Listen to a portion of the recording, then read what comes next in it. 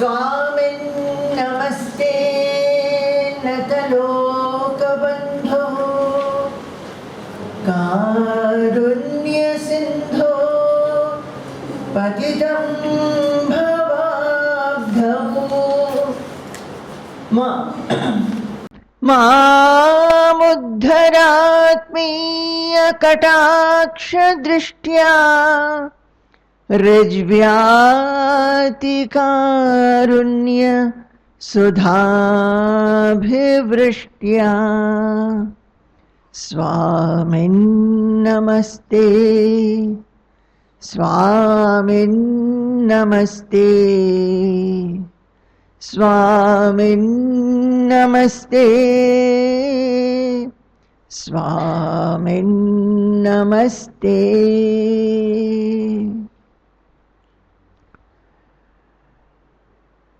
Nityaya Satyaya Chidatmakaya Navyaya Bhavyaya Paratparaya Shuddhaya Buddhaya Niranjanaya Namostu Nityam Guru Shekharaya Namostu Nityam Guru Shekharaya. Jai Guru, Jai Guru, Jai Guru. For a spiritual person, when we start anything, whether it is studies, listening, speaking, we first do pranam to our Guru who has given us this knowledge. So this first sloka that I chanted, it is from Vivekachudamani itself, where the Shishya does pranam to the Guru and says that I am always immersed in worldly miseries. I do not know how to overcome that, my sorrow and sadness.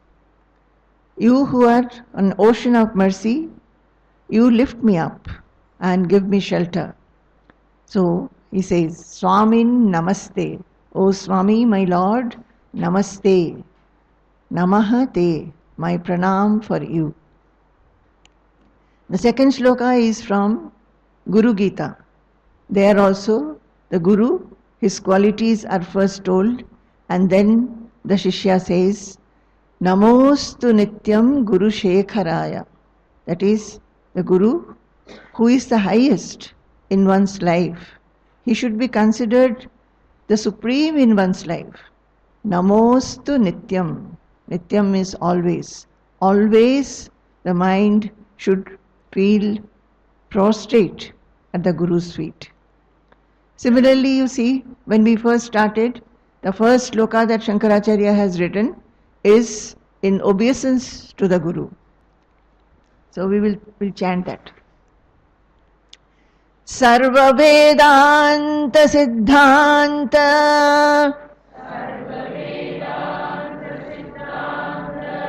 Gocharam Tamagocharam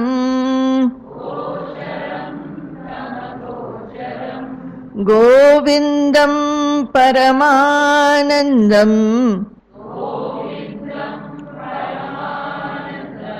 Sadgurum Pranatosmyaham. So he says, O Sadguru, who is in the nature of supreme bliss, Paramananda, and who is known only through the knowledge which is there in the Vedanta, and who is Govindapada and who is beyond mind and speech. You know, Sadguru is himself the Brahman, and Brahman is beyond mind and speech. We cannot perceive it. We cannot express what is Brahman. But those who have realized, they become Brahman himself. So to that Sadguru, I do pranam. Yesterday, I was a little fast. Some people told me I was fast and I did not chant much sloka. Actually, I was fast thinking that many of you may not like to chant shlokas. But I am surprised that now there is a change and all of you are wanting to chant shlokas. Is it true? Okay. So I'll go slow. I will go slow. Actually, this is how we take classes in our ashram. For each shloka, we spend many days so that it becomes yours. I always feel that just by listening, see, listening and covering so many shlokas, we don't get much. It doesn't remain in the mind. But we should learn in such a manner that even if it is one shloka or two shlokas, it becomes an eternal companion. So I would like to teach in that manner. So are you quite happy in going slow but learning whatever I am saying? Is it okay? Anybody different, thinking differently? Okay. So the third shloka which I said, you must learn. And many times in the day, whenever you remember it or make a habit of remembering it and chant it.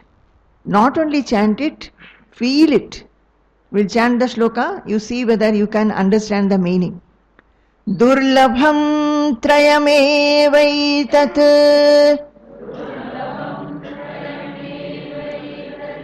devanugraha hetukam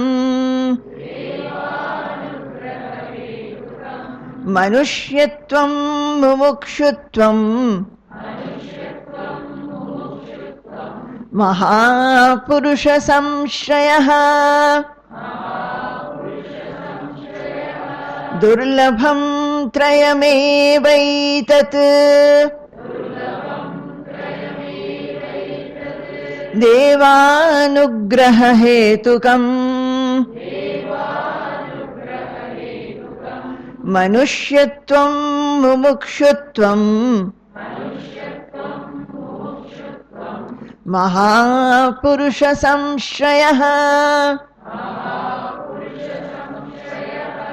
Is the meaning coming to your mind?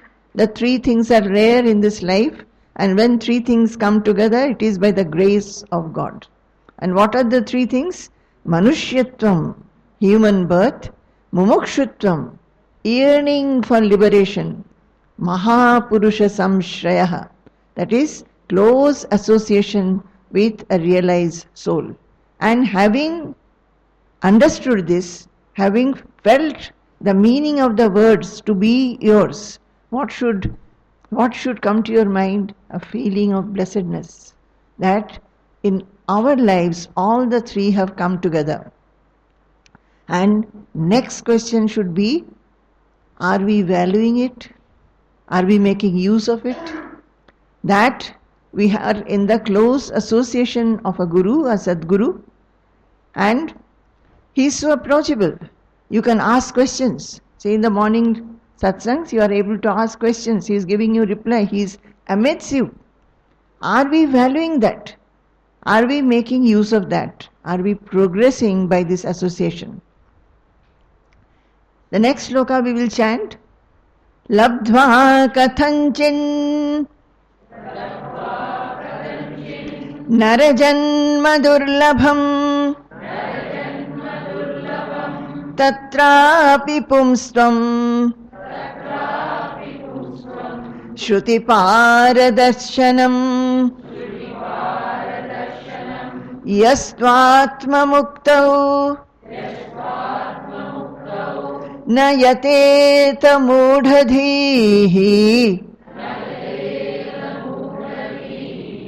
Sahyatmaha swam Vinihantya sadgrahat.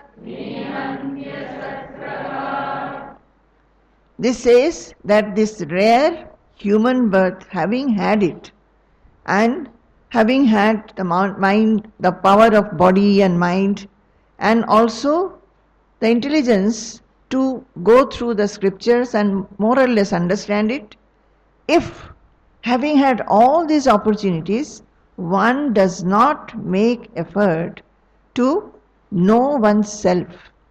Why should we make this know the self? Yesterday I told Above everything, the first discipline is to remember your goal. Why should we know the self? Because we all want to be peaceful and happy in this life, eternally peaceful and happy, not shuttling between the two. When we are in misery, we feel that when this will be over, why did this happen to me?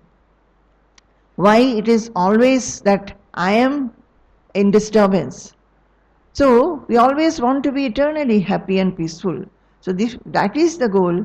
We will understand because our Shastras and the Gurus, they are saying to be beyond happiness and unhappiness, you must know your own self and your own real identity, which is absolutely strong, invincible, fearless, unaffected, changeless ever, ever free, ever liberated, ever brilliant. So, to go to that state, we must know ourselves. That is the goal. He says, those who do not make effort, they are what? Moodhadhihi. Remember this word, moodhadhihi. So, throughout the day, you must see, oh, am I behaving like a moodhadhihi, a dull-witted person, or a foolish person? Or am I becoming wise to go towards my goal? And he is not only a moodhadhihi, he is hyatmaha, atmaha. Atmaha means one who kills himself, one who commits suicide. Why? Why it is being said so? Because he is not taking to the lessons of immortality. When we know what I am, I will understand that I am changeless, so there is no death for my soul. The body may die, but there is no death for my soul, which is always there, eternal. So those who do not come to make any practice or effort to know oneself, what they are doing, they are only living in this mortal world, thinking that the body is I and that will die. And they hold on to unreal things. The world is unreal. Brahman or self alone is real. What is real? The one which is eternal is real. All other things are transitory. So how do you say that it is real? Everything perishes. Everything. Our money, our youthfulness, our name, fame, recognition, all that we possess, including our body, everything perishes. So they do not stay. Then what stays? That question should be there, and that is the self. How do we know? Because the scriptures are saying us, and the gurus are telling us, and that we should think as the supreme truth. Next. Vadantu shastrani yajantu devan kurvantu karmani bhajantu devataah atmaikya bodhena vinapi muktihi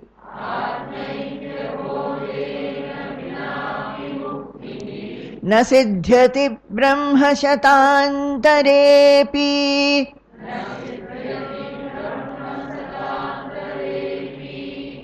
This one, are the meanings becoming clear when you read? See, if you do it many days, as we live in the ashram, we'll spend many days. Then when you read, you will be able to understand. This one is saying, one may be a very good speaker. One may be doing lot of sacrificial rites. That is Yajna and Homam and all that. One may be doing lot of virtuous deeds, noble acts, or maybe worshipping the deities. But liberation will not come to that person unless you understand what is yourself, and that the individual self is Brahman, the universal self. That is, the self, suppose I realize, I make effort, understand I am the self. But fact is that the self is one without a second. So, though the bodies, the names, the forms are different, the self is everywhere. It is all pervading. So in everything the self is pervaded, and that is the universal self. Next one you must remember. In these two slokas, this fourth and sixth, you may not learn. You can know the meaning. The third one you must learn. And eighth, now we are going to the eighth sloka. Ato vimuktयै prayateta vidwan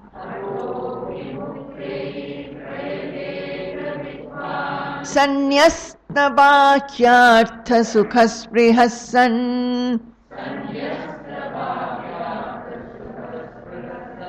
Santam mahantam samupetya deshikam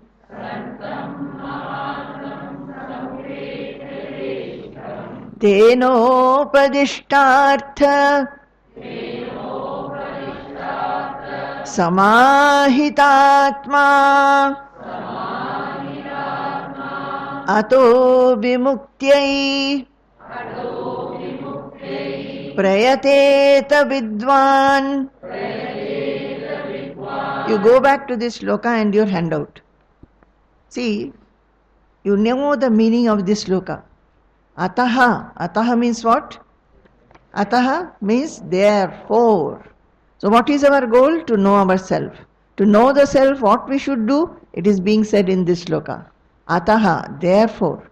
If you want to be supremely happy and peaceful in life, so self has to be realized. You must know that who you are.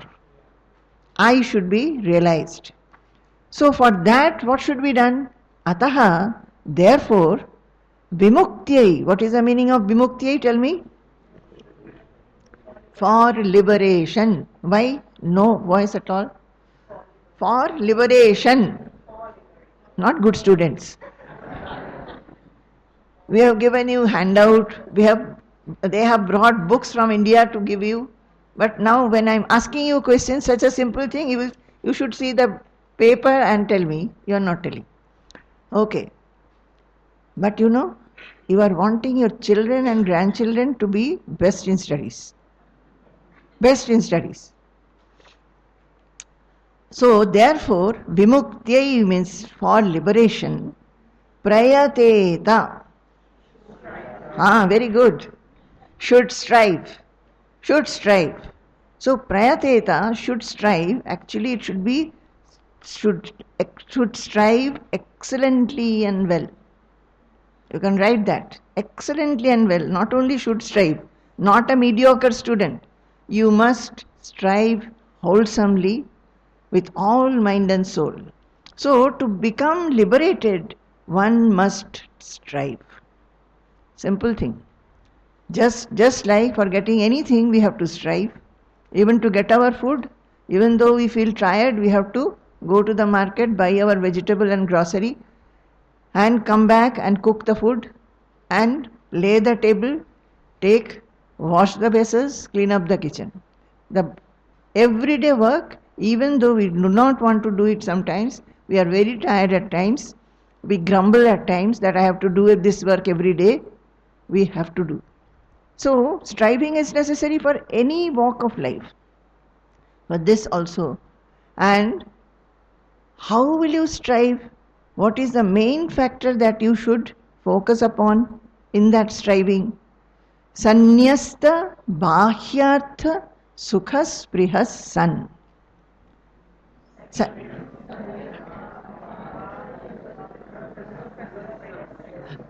Having renounced, sannyasta means having renounced, bhahyartha means the desires for enjoyment of, bhahyartha means external objects, and sukhaspriha, the desires for enjoyment of external objects. Yesterday I told you in great detail that we always think that our sukha or happiness comes from outside objects. I want to possess something, I desire for it, I get it, I am very happy. We are not thinking deeply that we have become happy, no doubt. But within no time that happiness goes. We want something new. in Bhagavatam, the devotee is telling the Lord that, "Oh Lord, people worship you. They desire for many things. They come and pray. And many times you fulfill their desire. They feel that you have fulfilled their desire and you have blessed them. Alas, they do not understand that that is not your real blessing. Because the desires which are fulfilled, they become old, they go away. And those are momentary and transitory. So what happens is that within no time another desire crops up in the mind. And then again they start asking from you. So what is your real blessing? Your real blessing, O Lord, as I understand, is when I don't desire anything, only I desire you alone. Because you have everything. If I get you, I'll get everything. What is that everything? Not the objects. The contentment of mind, which will not desire anything anymore, will be satisfied with whatever one gets and will be ever peaceful and happy. Do you understand? So it is saying, Sanyasta Bahyartha Sukha. Bahyartha Sukha means the Sukha which is from outside objects, perceptible objects. But there is a Sukha inside. We must look into that. We must strive to get that. Then to do that, what is to be done? Santam Mahantam Samupetya Deshikam. Samupetya meaning, find out. Samupetya is having approached. So Deshikam, master. That is the spiritual master. So to get that knowledge, you go to the Deshika, the Guru, Sadguru. And who is a Sadguru? He is also saying he is good, Santam, Mahantam. He is a great soul. He is an ordinary soul. He is a Mahan. So go to him. Then Tenopadishtartha Samahitatma. Two words are there. Tenopadishtartha is Tena Upadishtartha, by him, instructed by him. So when you go to him, what will you do? If you ask something, he will give reply. He will guide you. Whatever he has told. Sometimes you may not have asked a question. Maybe you are in a satsang. The Guru is talking.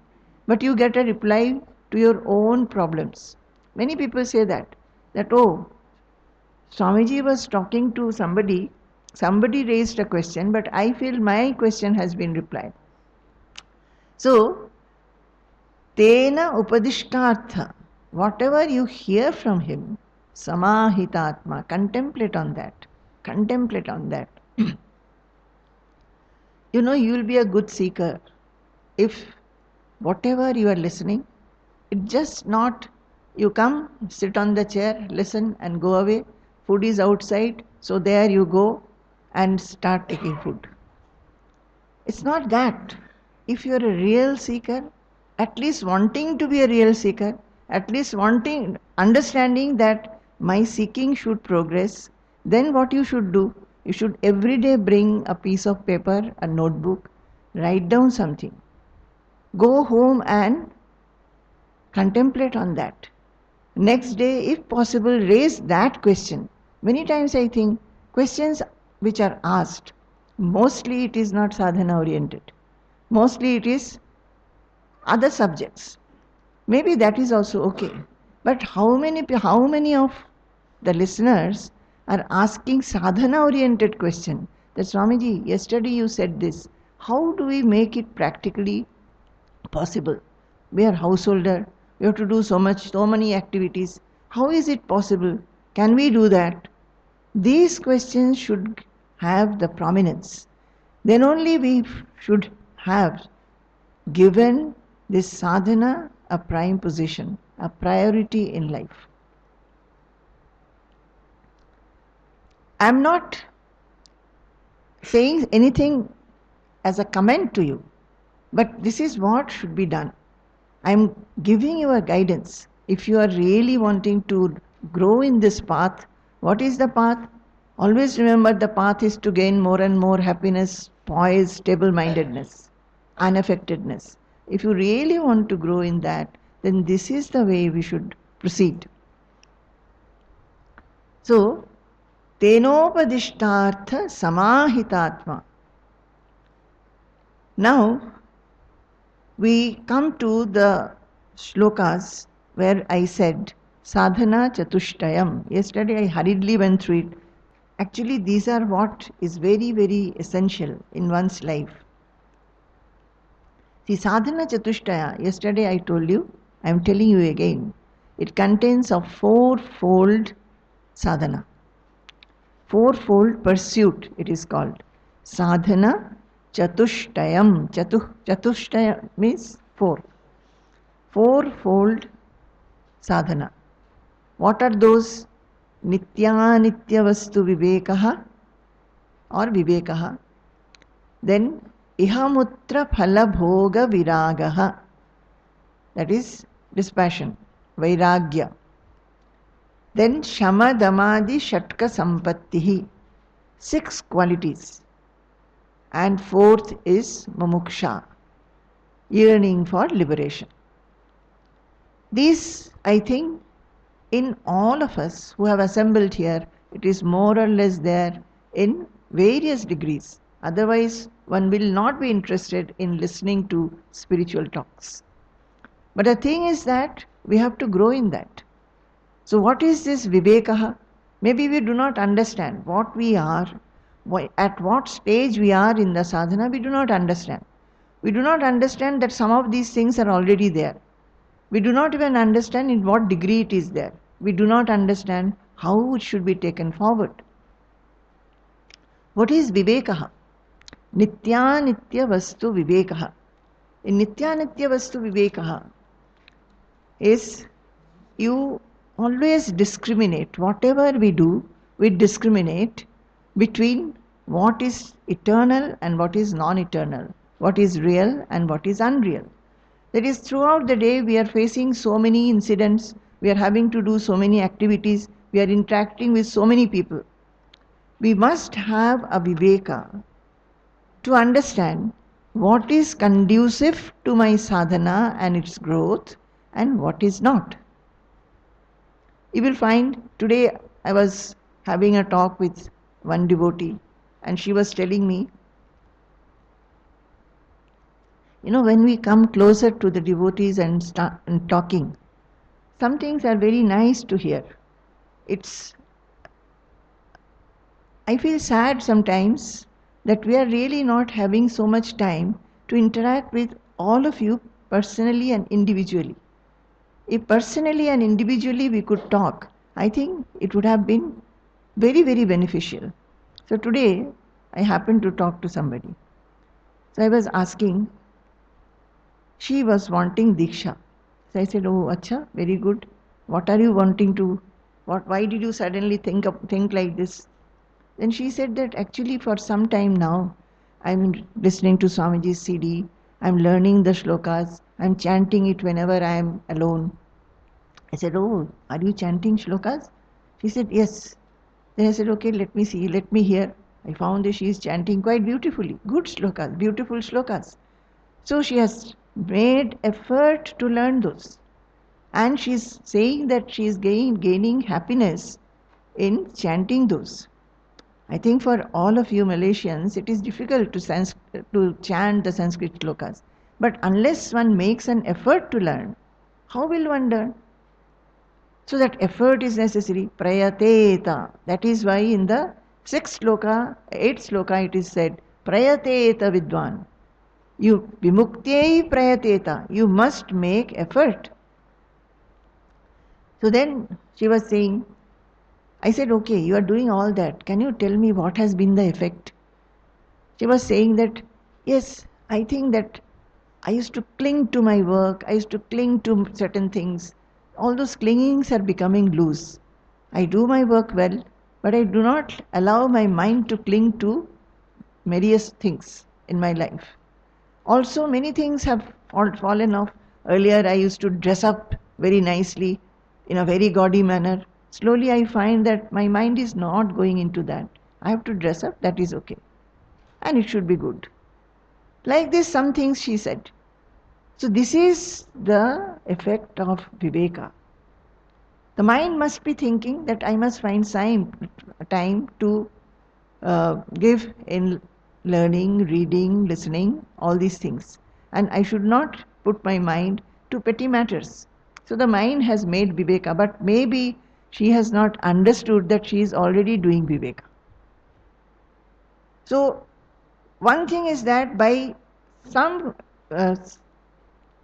way we get to do Viveka. Another is, here it is saying in Sadhana Chatushtayam, make a habit of doing vichara or Viveka. Make a habit. That is, by effort you have to do vichara and be Vivekashili. That is, you discriminate. Whatever you are doing, discriminate and think that, is it conducive to my sadhana? No. Then why should I? So you will find that if you are very fond of elaborately cooking, you can think that, oh, simple food is okay, my time will be saved. Simple but healthy and nutritious food. Or going to various parties, you will find that, oh, certain I must go, but there are many where I need not go. So you will find that things have fallen off like that. You will find your friends who take your mind to various worldly objects and they disturb you, they scatter your mind. Slowly you will not feel like interacting with them anymore. You should be available to them when they need you for any kind of difficulty. Suppose your friend or relative is in difficulty, you should be available to them. They must have that confidence that you are available to them. But always going and chit-chatting and making the mind scattered, that is not necessary. This is the Viveka that should follow. Viveka comes by many janmas sukriti, by good acts. And when the Viveka comes, when does Viveka come? When slowly you start going to satsangs. You start going in the association of people who are spiritually minded, or you go in the association of a saintly person. Then slowly the mind takes to discrimination. And that is because it says, Bhagyodayena bahujanma samarjitena satsangameva labhate purusho yadavai. When a person gets satsanga by the bhagya or fortune of many lives, then what happens? Ajnana hetu krita moha mahandhakara. Because of ignorance, the mind is dark, mind is confused, mind is undecided, mind is under the grip of fear, anxiety and whatnot. That andhakara, just like the clouds, they make the whole world dark. When the dark clouds come, we don't find sunshine. Everything becomes dark. And when, suppose the sun rises through the clouds, slowly the clouds dissipate and we see sunshine again. It is just like that. Ajnana hetukrita moha mahandhakara nasham vidhayahi tato dayate vivekaha. When Viveka arises, then all the cloud and the darkness of the mind gets completely torn and one gets illuminated. So Viveka has to be practiced. It is not that it is in whatever degree it is there naturally happening, you are satisfied with it. You have to practice. Practice how? Practice every moment, looking at your activities, looking at your thoughts, even thoughts. You must see. Suppose there are intolerant thoughts, disliking thoughts, hateful thoughts. What are those thoughts doing?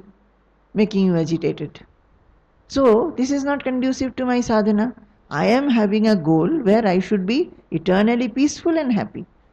If I allow disturbing thoughts like this, then I will not be proceeding towards my goal. So, I will not allow it. I will not allow it. See, I was very young when I came to know Swamiji's Gurudev Baba. He is the one who first gave me Diksha. So, once I went to him, when I had gone to him, I may be about 26, 27 years old. So I asked him, Baba, many thoughts come to the mind, sometimes fearful thoughts, sometimes confusing thoughts, sometimes I do not know what to decide, and sometimes dislike. In our life, we are living, no doubt, but many of the activities that we face every day, even everyday activities, always we are not doing with liking. Many things we do not like. So, I used to tell Baba like this. I asked him how to get rid of these things, because I find that these disturb me so much. Whatever I am doing, at the back of the mind, all these things are, you know, like what to say, like a borer. There is an insect which bores into the wood as if it is boring into the mind. Baba said,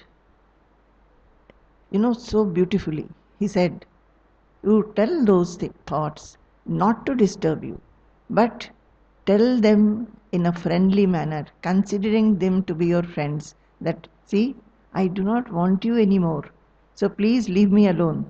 I do not want to be with you. I think I did not understand fully what he said. Later, when I thought and thought over it, I understood.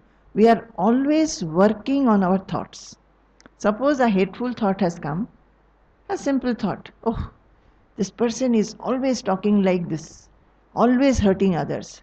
Then I will remember one incident in which he or she has talked like this. Then a second incident, then a third incident. So what are we doing? We are going behind that thought. What did Baba say? Tell in a friendly manner that I am not interested in you anymore. So I am not interested. So please leave me alone. I want to think of good things. As soon as you understand that your mind is going behind such thoughts which are agitating you or making you feel unhappy or disturbed, do this. Much later, Swamiji said that all these thoughts, suppose you are, when somebody comes to your house, if you like the person, what do? We will ask him to sit. We'll go and make some tea or coffee or some drink. Here Milo is very common.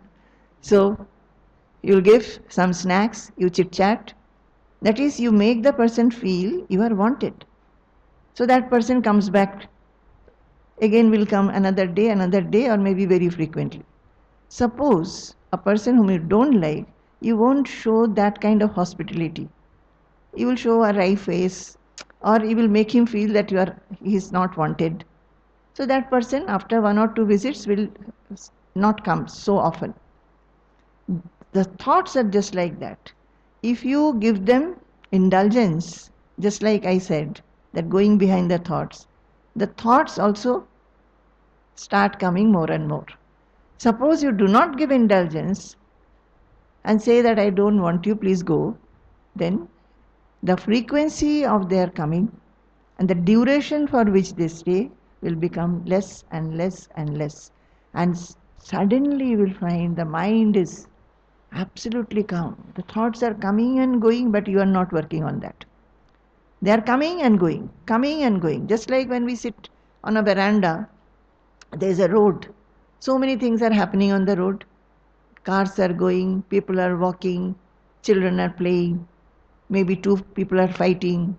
We do not go and get into that. We are just seeing those scenes. Similarly, the mind will see such things and will take to the observer position, witness position, what is I? Just like I am seeing my body, my hand, my feet, my limbs, this table, all of you, it will be able to take the position of an observer of the thoughts. So Viveka is this. And you have to make a habit and practice of Viveka and think that, see, it won't take time. It's just a habit. you will find that you are able to analyze yourself. So next is Vairagya. All this Sadhana Chatushtayam, it is all related to each other. It is not that first Viveka will happen, then Vairagya will happen, then Shamadamadi Shatka Sampatti will happen, then Mumuksha will come. No. All are interrelated. As one, you practice one, you will find automatically you are practicing the others. So what is Vairagya? Once you have Viveka, Vairagya will follow. How it is following, I've given you the example. Naturally your mind will be more and more concentrated on knowing the self, or on the path, or understanding what is conducive for your sadhana. And your mind will come away from petty thoughts, petty matters, petty interactions. It will come away. So that is Vairagya. Your mind will be dispassionate towards that. As she was saying that earlier I used to feel very gaudy dresses, or this dress, that dress. The mind will feel what is there. It will not find that interest in that. It is definitely necessary that we wear proper clothes, proper dress at the proper occasion, clean dresses, and if we can manage, we can have a few which is suitable to various occasions. But it is not necessary to go constantly. There are one lady was there, we met in America. She was saying she is not working. She is very educated, but she is not working. So I said, how do you spend your time? Initiated disciple. He said that, yes, I do morning prayers, but rest of the time, sometimes I read book, household work is there, and daytime, it's a lot of time. So I go to the malls and walk about to see what are the new things which have come. I think many people do that. And those who do not do it into that extreme way, they at least, the mind feels that I must know what is there, what is not there. So they want to go, but maybe there is no occasion to go. So Vairagya will come. You will understand how the Vairagya will happen in your life. Vairagya always do not feel that everybody has to go away to the forest and jungles and sit in a cave and meditate. Vairagya should happen from every little thing. Every little thing. The food we eat, the dress we wear, the thoughts we have, the activities that we do. You'll find that many things will drop off because that is not necessary for your sadhana. There is a sloka which Bhartrihari said.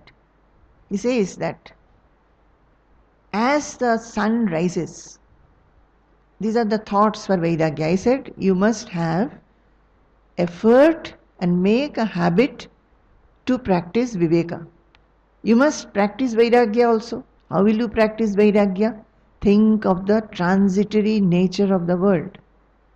Only when we have the transitory nature of the world, transitory nature of the objects from which we feel that gaining this I will be happy. Understand the transitory nature of money, transitory nature of health, transitory nature of even a house, everything is transitory. So you have to make a habit, think about it.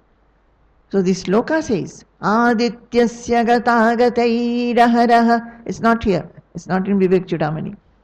Samkshiyate jivitam vyaparair bahukarya bhara gurubhi kalena vijñāyate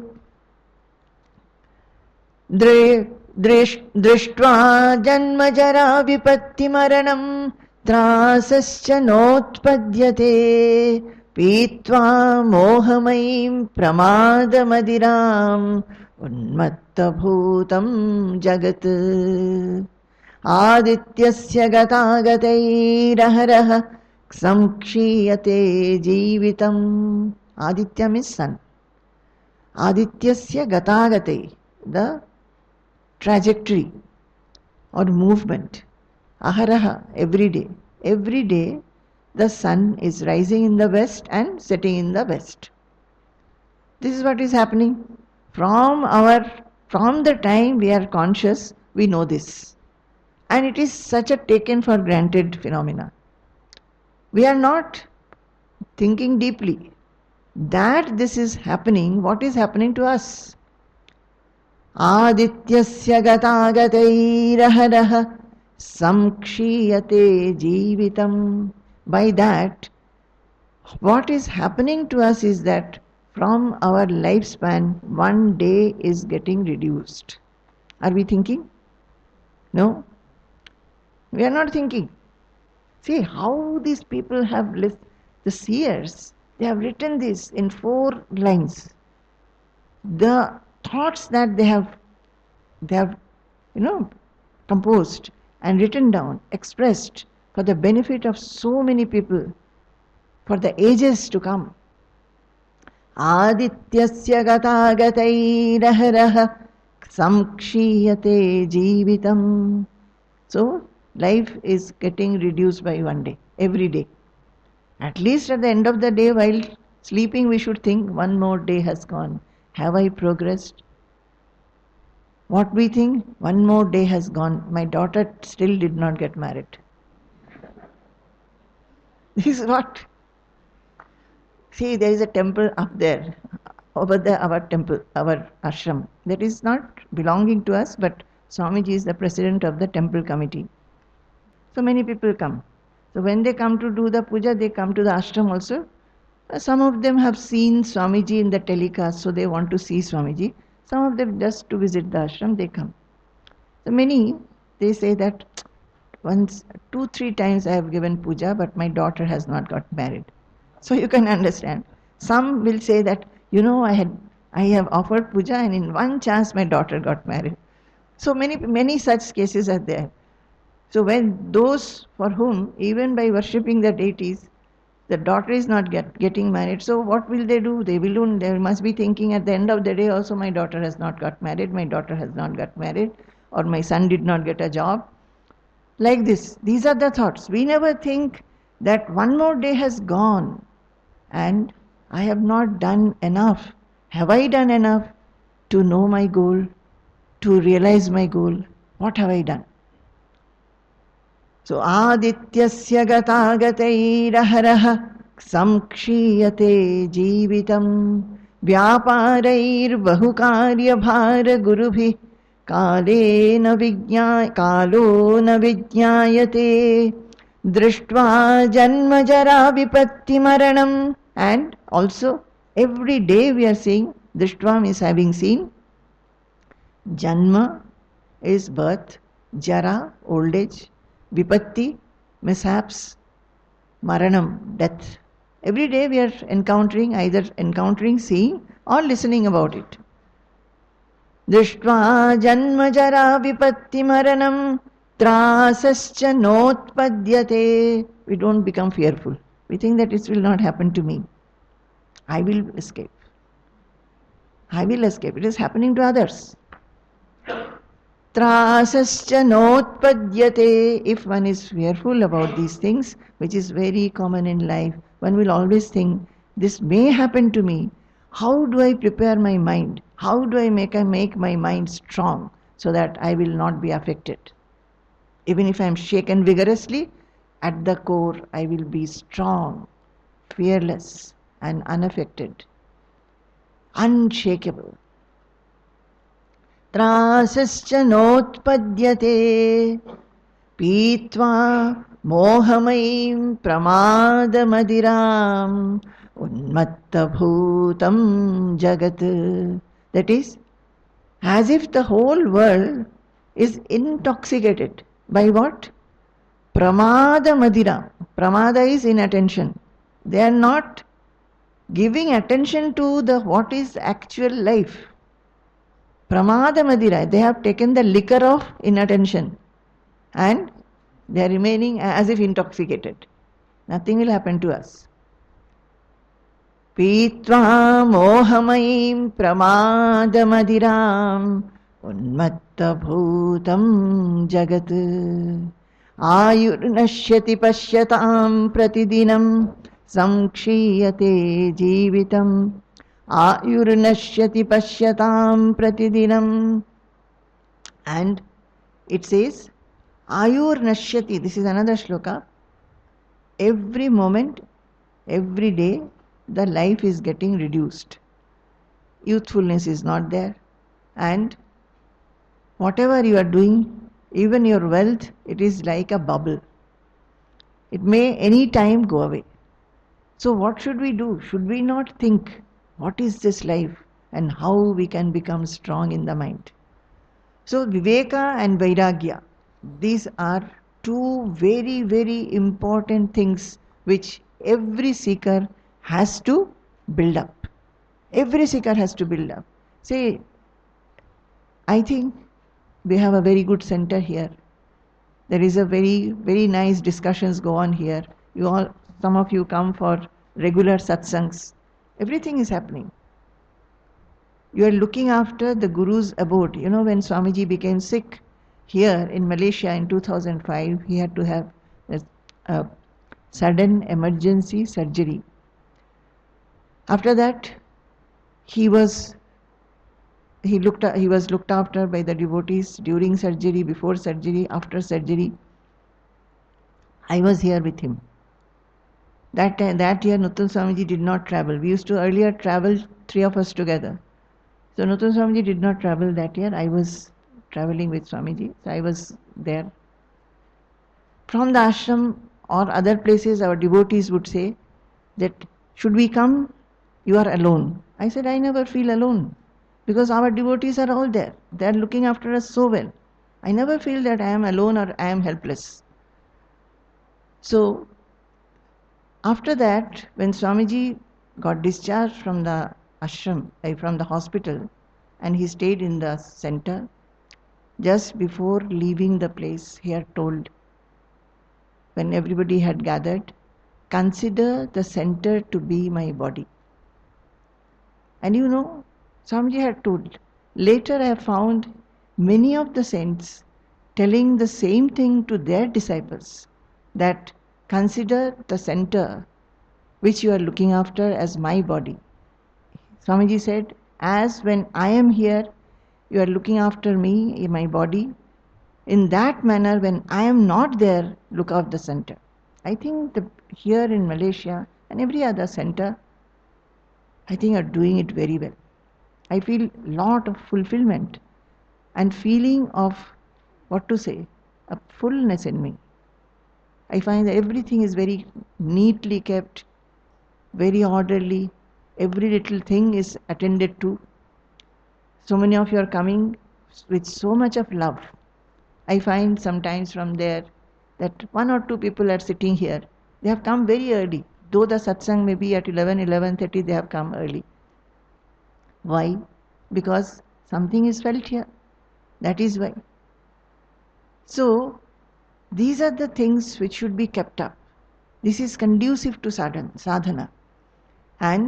But here also, only whatever you are doing, you should not remain stuck to that. Individually what you are doing, now in the center what everybody is doing, together you are looking after the center, together you are making opportunities for new people to come and listen to Swamiji's message. But along with that, an individual sadhana must go on, whether you are aware of that or whether you are doing that. You understand? Individually the sadhana has to be done. When the realization has to be there, it has to be individual. There you cannot go in a group and Swamiji cannot do a magic wand like this and all of you become realized. That will not happen. Individually, how you purify yourself, how you become loving to each other. You have to be loving to each other. All the impure traits from the mind, competition, jealousy, feeling of importance, feeling of ego, all these traits should go. So, individual sadhana, what is saying, Viveka, Vairagya, then I am coming to Shamadamadi Shatka Sampatti and Mumuksha. These have to be practiced. Then only you will find that, how more people will come to listen, when they find that all those who are coming now, they have changed. Their behavior has changed, their thought processes have changed, their way of talking has become sweeter, they are very embracing, very loving. So each and every person has to change, and that change should be perceptible to the others. There is a couple in Delhi. Earlier, the lady, she used to come to listen to Swamiji's Satsang and lectures. Then once or twice the husband also came. Then she said that, Swamiji, I would like to take Diksha. Swamiji said, okay, come to the ashram and take Diksha. She took Diksha. After 3-4 months, the husband wrote an email, I also would like to take Diksha. Swamiji said, okay, you come. After about a year, their 19-year-old daughter wrote an email to Swamiji that I would like to take Diksha. We were about to go to Delhi, so when we went to Delhi, she met me and I asked her that, why is it that you want to take Diksha? You are so young. You know what she said? I have seen so much change in my parents. I felt that this path is good and I also should take Diksha and get over all the impurity that I have. So she saw it in her parents. Everybody should see in all the seekers who are seeking, that change should come to them. First of all, in their own minds, they should start feeling lighter and more loving, more embracing, not blaming, not criticizing. So mind should become light.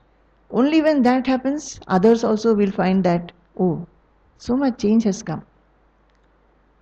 So, Viveka, Vairagya has to be pursued. And in a group, when you are there, since I am talking to all of you, here sitting in the center, I am telling, when you are in a group, you should remind each other. Tad buddhayas tadatmanaha. About the self, you can talk. That which you are doing already. You are reading texts and discussing. But about this, that we have to do sadhana, individual sadhana we have to do. We have to change ourselves. You should tell each other what is their defect. You understand? Lot of courage is there to face what? When somebody says that, see, you are very egoistic. Always you are talking in an egoistic manner. To face that and to assimilate that is very difficult. But if you are a seeker, you should prostrate at the feet of that person. Why? I myself did not understand that I talk like that. Somebody is showing me, now I can work on that and become better. Understood? This should be the attitude of a seeker. He should not become angry, or if it is a woman, she will start crying. Why did she tell me why I am always told like this? Not all those. You have to take it. You see in your mind, am I like this? Oh, it's very good that he or she has told me. I will work on it and I will change myself. And if you find that the person has told just to hurt you, leave it. Don't bother about it. You know, I am at the feet of Pujya Swamiji for so many years now, and then in the ashram life. So many things I have learned from the Guru. One thing is that I always found that he doesn't blame anybody. He always says, if you have to say something, sometimes we have to say to the workers, even to visitors, we have to say that, see, this has to be done like this or that has to be done like that. Some people get offended. But you must know, Swamiji always says, you must know how to be effective. And how will you become effective? First you own that person. Don't think that, oh, this is a different person and I have to teach him. That becomes our attitude always, that I know better, so I am going to tell you. So, initially when I went, I am from North India. So I am not used to the language, first of all, Malayalam, then culture there, nothing. So initially when I went, I used to find that Swamiji would talk to anybody, a seeker or any person, say well educated, having a good job, how he talks to them with so much of love, giving so much of time. He does the same thing to the workers or a villager. If a villager comes and stands, he will, those days it was a typewriter, he used to type, so he will stop typing, get up and sit on the parapet, it was an open veranda, and go on talking to the person who has come, either a worker or a villager. I used to think, what does he say? Why? What is this man asking, and why? What Swamiji is replying? Slowly, when I started understanding the language, I would find that he's telling such things. It's not philosophy, but it is giving a peace of mind to the person. Then many times workers will not be working properly. So if those typical cases were brought to him, then the manner in which he will talk, they will not be able to say anything. Slowly they will say that, yes, we have done a mistake, I will go and do work. So I used to think that when, those days, and I used to think that when I am dealing with this particular case, why is it that I am not getting the same response? When Swamiji is dealing, he is able to be successful. When I am dealing, I am not always successful. I have to bring the case up to Swamiji. So why is it so? That means there is something in him by which he is able to deal with people, and they are not able to refuse him. So I thought I must understand. I must know how to do it. So slowly, just being in the Guru Sangha, we learn all these things. So very recently something happened. Then I found. So on many times I asked Swamiji, how do you rate me now? Earlier he used to say, you are very blameful. So one day I asked, always you are saying that I am blameful. I am bringing the cases to you, and when I am telling you the cases, you are feeling that I am blaming them. Not at all. So Swamiji said, I, your Guru. One day he said, I, your Guru. As long as I feel that you are blameful, I will say that you are blameful. The same Guru, one day I may tell you that you have crossed over blamefulness, and that day I will tell you.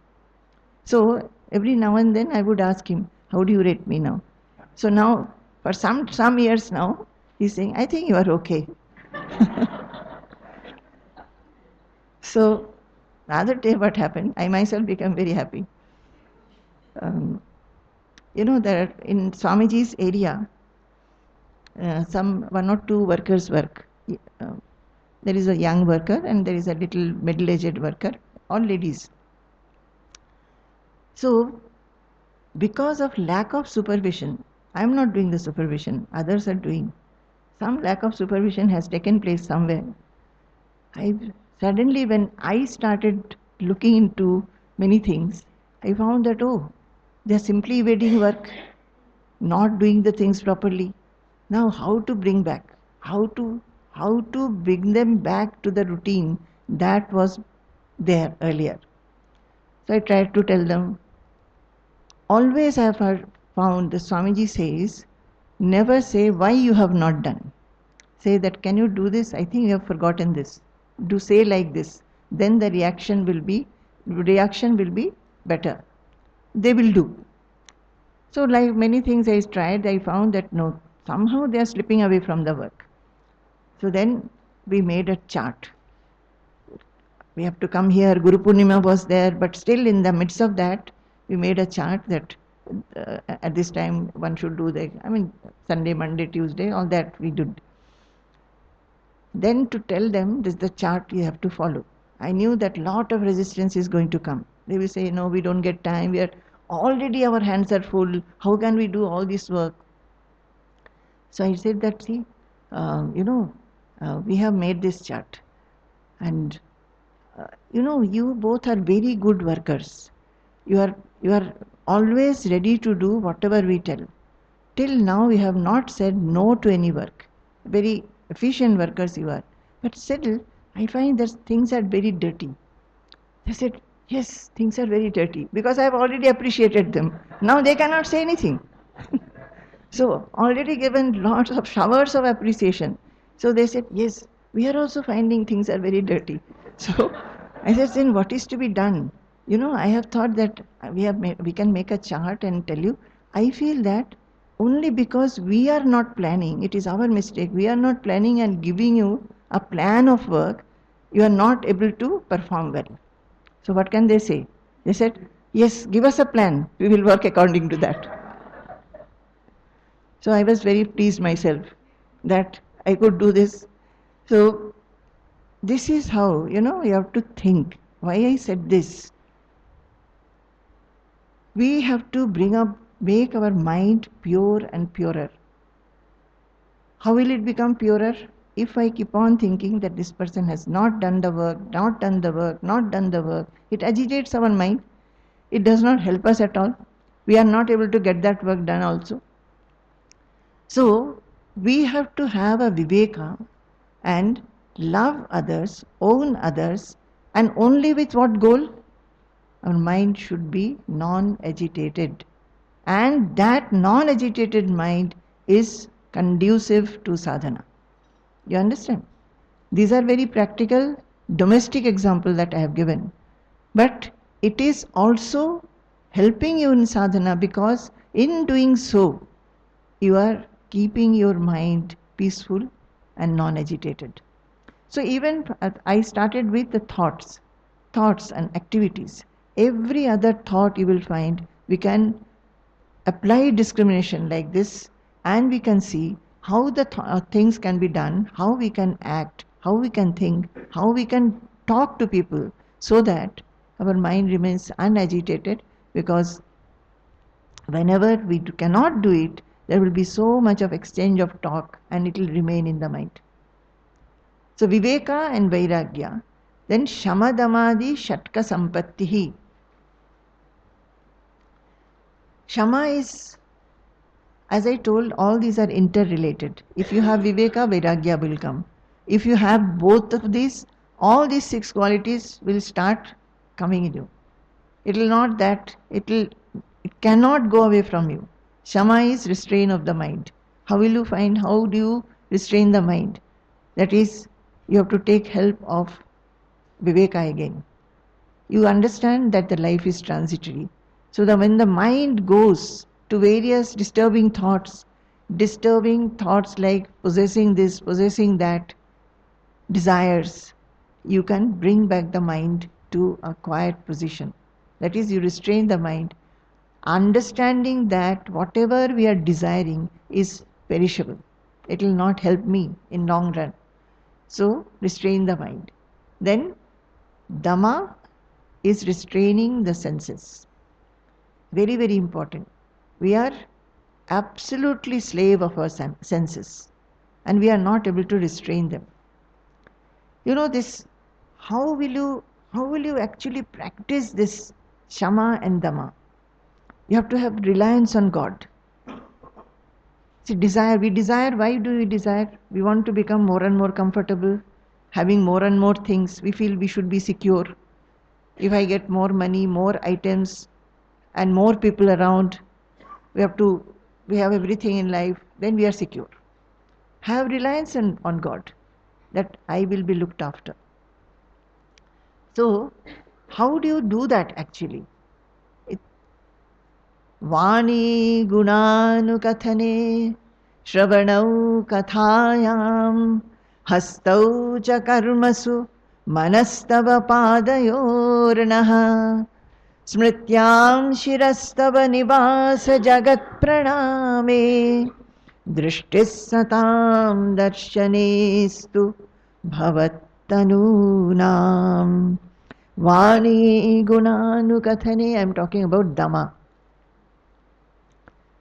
That is restraining the senses. The senses constantly go out. Eyes will go out here and there. Out of all the senses, which is most powerful? Eyes.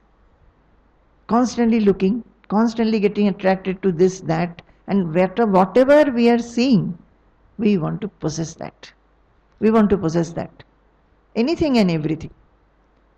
So, how do you restrain it? The restraint is only in, we should think, Vani Gunanu Kathane, that is, you must bring your mind and the senses on God or the thought of self. Thought of God or thought of self. Vani Gunanu Kathane. If your words are engaged in talking about God or talking about the self, or say there's some discussions, whatever you have heard, then by habit you can restrain your senses and the mind. Shravanau kathayam and ears should hear what? Not disturbing words. Not words and discussions and gossips which will not do any good to us. What we should hear? Good things. You listen to good music, you listen to good talk, you listen to good discussion. It may not always be on self or Brahman, but it will elevate the mind. The mind will become uplifted. There are many such compositions are there by which the mind gets uplifted. Hastau cha karmasu, and when you do activities, hastau cha karmasu, hasta means hand, karmasu. When you do activity, you think that you are doing some seva to God or Guru. Anything. So you are simply cooking. You think you are cooking for God. Today our was saying, Ma, will you taste this and tell whether the salt is proper or not? Because in the house we taste and see. But here I cannot taste, and we are cooking for Swamiji and you. So, salt may be little this way, that way. Please, you taste and tell me. So I was telling, only when you will do it in the house also, thinking that you are cooking for God, I will not taste. Your other senses of eyes and smell will become strong enough to smell and see, and you will understand whether salt is proper or not. You know, Nuttan Swamiji, he was doing, in the sadhana period, he used to do so much he has done in this sadhana. Even now, if he looks at a payasam, he can tell. By looks and smell, he can tell whether the payasam should be boiled a little more, whether watery smell is coming. He can say that, whether the sugar is all right. It can be done. So, that apart, what are we doing? Hastau cha karmasu. We are doing, say, here, they are trying to prepare food with lot of concentration, love and devotion for these few 15 days for Swamiji and Ma, thinking they are holy persons. Why not do it in the house also every day? Thinking, whatever I cook, I will cook for God. I will offer it to God. Here every day we are doing Bhojana Pavitrikarana. I think none of you practices at home. There are few disciples of Swamiji who do it every day at home. Whatever they cook, they take in a small vessel and take it to Swamiji's photo and say that, please bless the food, purify it. Unless you do it, practice it in everyday life, every moment, this will not become a habit. Later on, one in the very exalted states, all these are not necessary. But for seekers who are progressive, everything is necessary.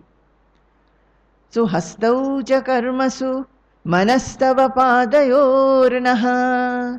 And the mind should be, wherever the mind is, you get some time, just few minutes, you should feel that your mind is prostrate at the feet of your Guru or God. Can anybody obstruct you from doing this?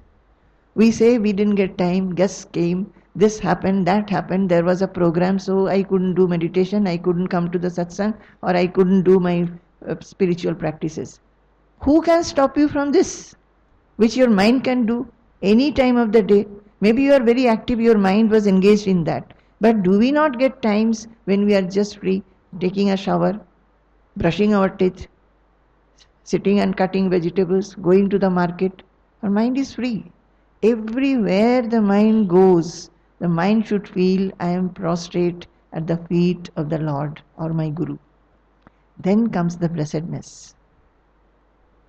We are chanting this sloka, Yatraiva Yatraiva Manomadiyam Tatraiva Tatraiva Tavaswarupam. Wherever the mind goes, there it is your Swarupa and your form. So that has to be experienced. All this is experience. We have to experience it. And if you try to experience how the days will be, you will feel that you are flying. You feel you have no weight. You will feel that there is nothing to worry in this world. Tears will come to your eyes and make your mind moist with devotion. Moist. I am using the word moist. Then Shama Dama Titiksha. Oh, sorry, I did not complete this sloka. So I have gone very slow today. Is it okay? Okay. Smrityam Shirastava Nivasa Jagat Pranami. And Smrityam Shirastava Nivasa Jagat Pranami. And how you can look at everything. You should think, this is the self, this is God, all pervading. So wherever you look, you are trying to, I was talking about Dhamma. You are restraining the senses. So when you restrain the senses, the eyes are most active. What do we see? When we see everything, we should think, everything is God. Everything is God. By habit you should think that, oh, I don't like that person, but he is also some expression of God. I don't like that food. Today the food is like this. So this is also God's, given by God. Everything is God. You will feel wonder when we go to the garden and look at flowers. Oh, how beautiful. So many colors, so many varieties coming out from the same earth. So many shapes, so many smells, some beautiful different smell. But there are some with thorns also. So when I used to do sadhana, I used to say, oh God, don't come to me in your snake rupa. Because we were staying in Kharagpur, it was full of snakes. Don't come with your snake rupa. I'm very afraid. Either you take away fear from me or don't come near me. Whereas I found so much joy looking at the lizards. I was very afraid of lizards. So I found that baby lizards are very beautiful, just like any other baby. Their eyes are so innocent. They move about so innocently. That I had never seen or noticed. But then I started thinking, when I was reading Bhagavatam at that time, I found that, oh, just like the baby Krishna is, they are also like baby Krishna. But the snake somehow, I felt that, please remain away from me. So, Smrityam Shirastava Nivasa Jagat Pranami. And no, then suddenly it comes to my mind. Nuthu Swamiji, he will talk to animals. He talks to the snakes also. So one day he went for a walk and there was a snake, a cobra, injured. It was lying there. So he was with a brahmachari. So they went, Nuthu Swamiji saw that the cobra is injured. And so he asked that boy to go some medicine, ointment to apply on the cobra. So that boy came back with a tube and did not find anything. And some stick was there lying nearby. So with that stick, he applied medicine on that cobra. And the cobra was initially hissing, but it was injured, it was not able to get up. So cobra was hissing, so he was scolding in Bengali. That, what is this? I'm applying medicine, you will become better. Why are you doing like this, etc. So, but next day the cobra passed away.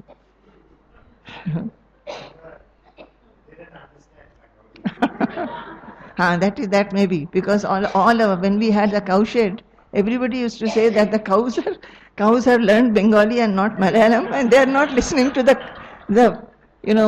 caretakers who are looking after the cows. So smrityam shirastava nivasa jagat praname. So considering that everywhere it is God, do pranam. Drishtis satam darshanis tu bhavat tanunam. And in everybody you see the form of God. I'll continue tomorrow.